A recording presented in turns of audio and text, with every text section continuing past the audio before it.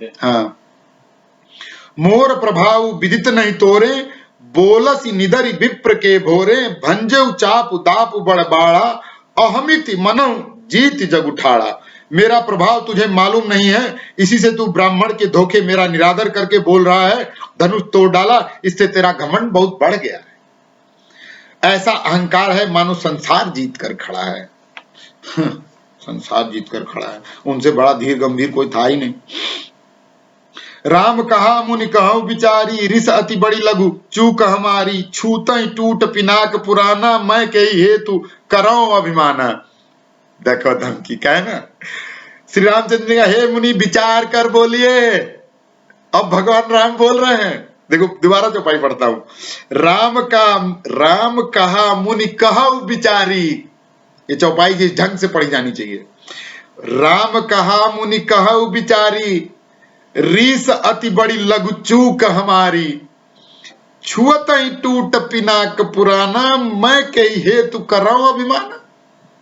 श्री रामचंद्र जी का, मुनि विचार कर बोलिए, आपका क्रोध बहुत बड़ा है और मेरी भूल बहुत छोटी है। पुराना धनुष था, छूते ही टूट गया, मैं किस कारण अभिमान करूं। जो हम निधर ही विप्रबदी, सत्य सुनहु भृगुनाथ, तो असको जगु सुबट जे भय बस नाम ही मात। हे भृगुनाथ, यदि हम सचमुच ब्राह्मण कहकर निरादर करते हैं तो यह सत्य सुनिए, फिर संसार में ऐसा कौन योद्धा है जिसे हम डर के मारे मस्तक नवाएं। अब भगवान राम आए हैं, अब भगवान राम आए हैं। देव दनुज भूपति भट नाना, सम बल अधिक हो बलवाना, जौरन हम ही पचारे को, लरहि सुखेन काल किन हो।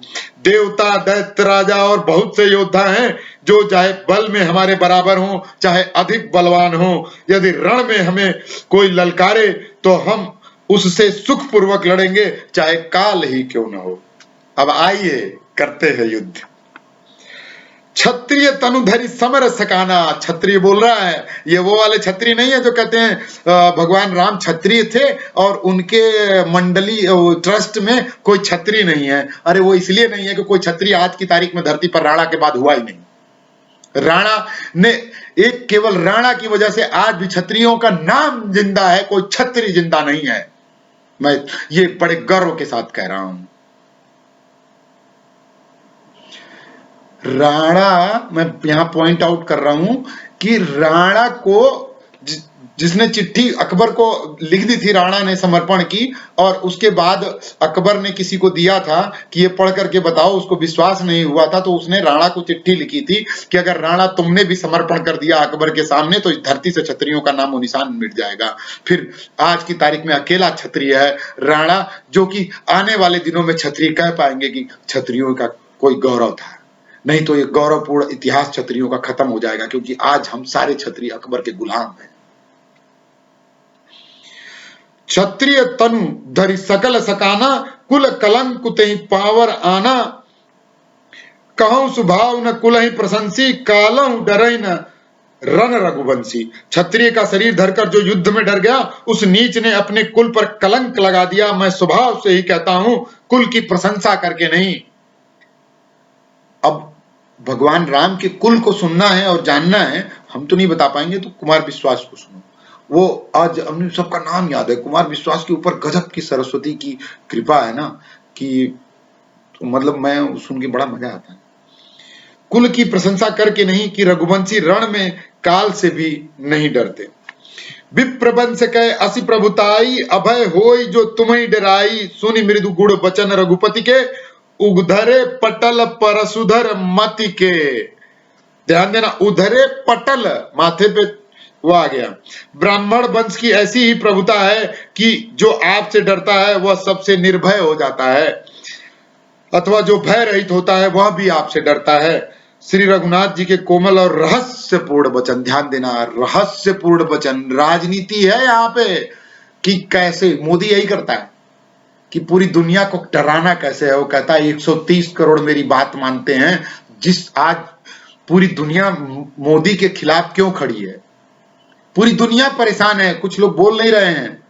कोई राष्ट्र नहीं चाहता आज ये राष्ट्र को अखंडित, खंडित और क्या बोलते हैं, पार्ट पार्ट में बांटने का काम किस लिए हो रहा है? ये विश्व की पूरी ताकतें लगी हुई हैं, क्योंकि जिस दिन नरेंद्र मोदी ने जिस तरह ताली बजाने को बोल देता है सब जगह दिवाली बन जाती है, तो अगर उसने बोल दिया ना कि इस कंपनी का प्रोडक्ट नहीं खरीदना है और इस देश का प्रोडक्ट नहीं खरीदना है, तो वो देश नीलाम हो जाएगा, इतना बड़ा बाजार उस देश के हाथ से खत्म हो जाएगा। तो इस तरह से इसी ताकत के बल पर रहस्यपूर्ण ये इस क्या नाम है आदमी के अंदर है। रहस्यपूर्ण वचन सुनकर परशुराम जी की बुद्धि के पर्दे खुल गए। राम रमापति कर धन लेहू, राम रमापति कर धनु लेहू, खेचऊ मिटे मोर संदेहू, देत चाप आपू ही चली गयऊ, परशुराम मन विस्मय भयऊ। अब उन्होंने परशुराम जी ने इनका टेस्ट लिया, अब उनको समझ आ गया कि कुछ है, मामला लफड़ा है, अब ये जल्दी से मतलब घुटने टेकने वाला जयचंद नहीं है। परशुराम जी ने कहा, हे राम, हे लक्ष्मीपति, धनुष को हाथ में लीजिए और इसे खींचिए जिससे मेरा संदेह मिट जाए। परशुराम जी धनुष देने लगे, तब वह आप ही चला गया। तब परशुराम जी के मन में बड़ा आश्चर्य हुआ। जाना राम प्रभाव तब पुलक प्रफुल्लित गात, जोरी पानी बोले बचन हृदय न प्रेम अमात। तब उन्होंने श्री राम जी का प्रभाव जाना, उनका शरीर पुलकित और प्रफुल्लित हो गया।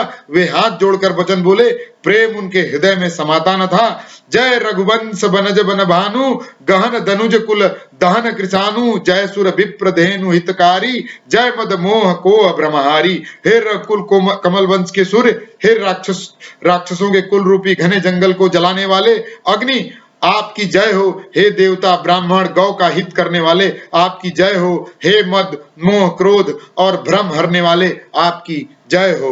विनयशील करुणा गुण सागर, जयति वचन रचना अति सागर। नहीं, गलत हो गया। विनयशील करुणा गुण सागर, जयति वचन रचना अति नागर।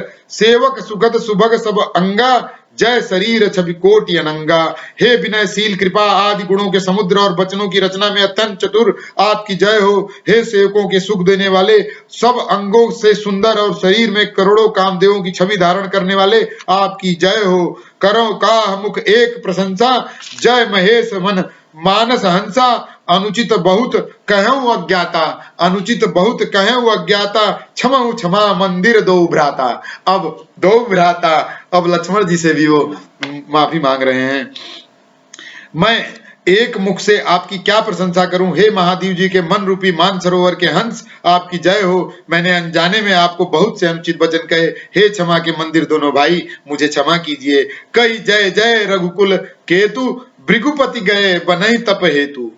भृगुपति गए बनई तप हेतु, अपभय कुटिल महीप डराने, जह तह कायर गवई पराने। हे रघुकुल के पताका स्वरूप श्री रामचंद्र जी, आपकी जय हो, जय हो, जय हो। ऐसा कहकर परशुराम जी तप के लिए वन को चले गए।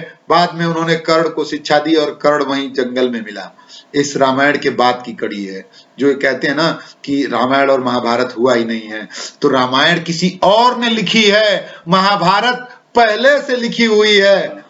रामायण तो पहले से लिखी हुई है, तुलसीदास का रामचरितमानस अकबर के काल में लिखा गया था, तो लेकिन रामायण से तो लिया ही गया होगा, कुछ ना कुछ उन्होंने पढ़ा ही होगा, पूरी बात तो किसी को पता नहीं है। लेकिन महाभारत के काल में परशुराम जी और कर्ण को शिक्षा दे रहे हैं, और यहाँ से लिंक जुड़ रहा है कि परशुराम जी भगवान राम को विष्णु जी का धनुष सौंप करके तप को जा रहे हैं। ठीक है, तो डर से श्री रामचंद्र जी तो परशुराम जी भी हार गए, परशुराम जी भी हार गए। हमने इनका अपमान किया था, अब कहीं ये उसका बदला न लें, ये जितने राजा लोग छिपे दबे पड़े थे। इस व्यर्थ से डर गए, वे कायर चुप के जहां तहां भाग गए। लेकिन आज देखो, भगवान राम ने किसी से भी कोई बदला नहीं लिया, किसी ने कुछ भी अपमान कहा हो। ये यही भारत की संस्कृति है कि आज भारत में रह करके भारत के लोग कम से कम 30 से 40% भारत की जनता भारत के विरोध में बात कर रही है, फिर भी 70% लोग जो भारत के हितों की बात कर रहे हैं, वो उनको माफ करने के लिए हर समय तत्पर और तैयार रहते हैं कि एक बार वापस आ जाओ। एक बार जैसे परशुराम जी ने भगवान राम की महिमा बढ़ाई थी, और भगवान राम ने उनके जितने लोगों ने उनको गाली दी थी उनको माफ कर दिया था, उसी तरह हम ये मान लेंगे कि तुमने भी कोई गलती नहीं की। इसीलिए हमारे यहाँ एक प्रथा है और कहावत सुनी आ रही है कि सुबह का भूला शाम को अगर घर आ जाता है तो उसे भूला नहीं कहते हैं। और इसी तरह से भगवान राम के पथ और चिन्हों पर चल करके जरूरी नहीं है काटना, भय बिन होय न प्रीति। तो ये भी तुलसीदास का लिखा हुआ है, भय बिन होय न प्रीति। जो वो वाला कांड आएगा उसमें समुद्र वाला जो है ना, जब पुल बनेगा तो उस समय शक्कर राम सको, पता नहीं कौन सी चौपाई है वो, अच्छी सी है, मेरे को याद होता नहीं है। तो उस समय क्या नाम है उसका भी बात करेंगे। तो हम लोग तो ऐसा सोचते हैं कि हमें रामायण और महाभारत क्या चीज है वो बताना है, और इस तरह से जो खंड में और रामायण का अपमान करने वाला भी भारत में जिंदा है और भारत में सरवाइव कर सकता है, ये भगवान राम की ही भूमि है और यही हो सकता है। और हजारों व्याधियां आई हैं और आती रहेंगी, लेकिन राम की जन्मभूमि फिर से भारत में इस मुगल काल में, आज उस समय के मुगल काल से आज का मुगल काल बहुत बड़ा कठिन होने वाला है, और उसमें भी नरेंद्र ने वापस ले लिया है उसको। तो समझ लो कि कहीं ना कहीं वापसी हो रही है, निराश होने की जरूरत नहीं है, आगे बढ़ते रहना है। और इस उसको पढ़ते रहिए और पढ़ करके समझिए, जानिए, चौपाई में डूबिए। केवल एक बार ऐसे ही मतलब 24 घंटे का रामायण पढ़ करके, अखंड रामायण करके कुछ नहीं मिलने वाला है। और 24 घंटे का रामायण करने बहुत लोग मन्नत मानते हैं, ये मानते हैं वो मानते हैं कि क्या नाम है ये होगा, बहुत अच्छी बात है। कम से कम समाज में एक चीज परंपरा और ये सब ज्यादा मतलब चलती रहती है और उससे संस्कृति आपकी बनी रहती है। उसको बनाने में, लोगों तक, जन जन तक पहुंचाने में बड़ा योगदान होता है उसका। लेकिन एक गंभीर प्रयास ये होना चाहिए कि आप खुद एक बार 1 घंटे अकेले में बैठ करके रामायण एकदम उसके साथ विश्लेषण के साथ है। हमें किसी कुमार विश्वास की जरूरत नहीं है कि कुमार विश्वास जी हमें समझाएंगे, उनका प्रोग्राम होता है, वो करोड़पति लोग हैं, अरबपति लोग हैं, बहुत बड़े लोग हैं और अपने हिसाब से बोलते हैं और बताते हैं। उन लोगों को तो रिसर्च किए हुए लोग हैं, वो लोग मतलब उसके पीछे की चीजें बताते हैं और बहुत सारी किताबों को जोड़ करके बताते हैं और निकाल करके उसमें से क्या रहा होगा क्या नहीं रहा होगा। और कुमार विश्वास जी भी जिस तरह से काम कर रहे हैं वो अद्भुत है। लेकिन जब तक आप खुद नहीं डूबोगे तब तक आपको समझ नहीं आएगी कि रामायण और महाभारत। और एक शब्द और जोड़ दूं खत्म करने से पहले कि क्रांतिवीर का डायलॉग जो है ना उसका, नाना पाटेकर का, वो मुझे भूलता नहीं है कि वो पेपर वाली को बोलता है कि जिस देश की जनता रामायण और महाभारत से नहीं जागी, उस तेरे अखबार से क्या जागेगी। सुबह बच्चे पॉटी करते हैं तेरे अखबार पे। तो उस भारत से हमें बचना है कि वो रामायण और महाभारत से जगाना जरूरी है। अखबार तो आते जाते रहेंगे, लेख कम्युनिस्ट लिखते रहेंगे। जय हिंद, जय भारत।